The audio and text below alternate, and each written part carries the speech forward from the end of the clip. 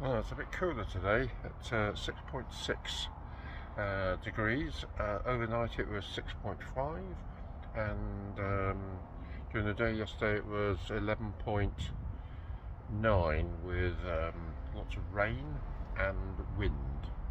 Still slightly windy now. We'll go and have a look at the rain gauge. Well, we'll call that 23 millimetres, just under an inch of rain yesterday.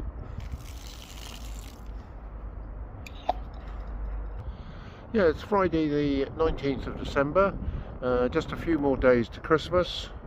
It's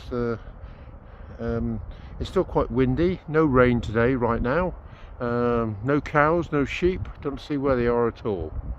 They've gone somewhere.